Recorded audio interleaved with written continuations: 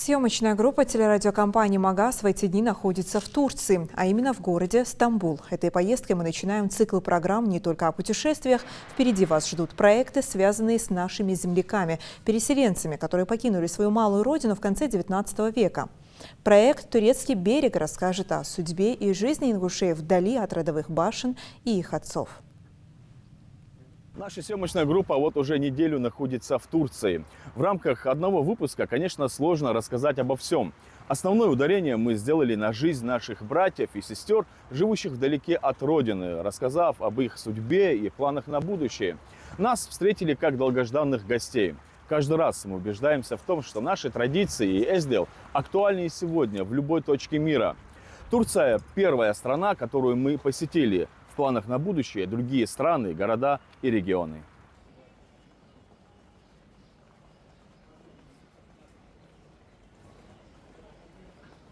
По нахождению в той или иной стране.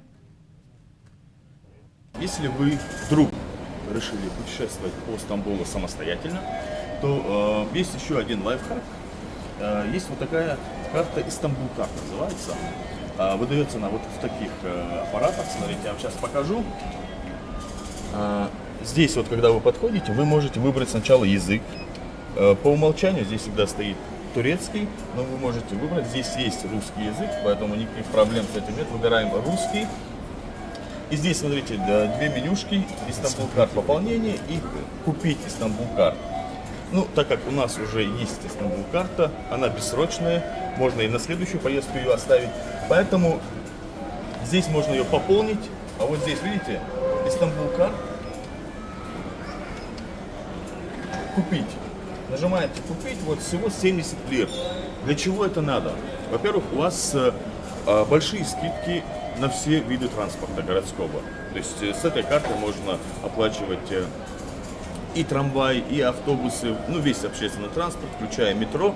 Но есть еще один плюс. Вот мы сейчас находимся на станции Яникапи.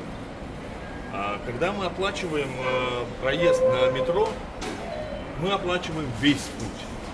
Вот весь путь за все станции.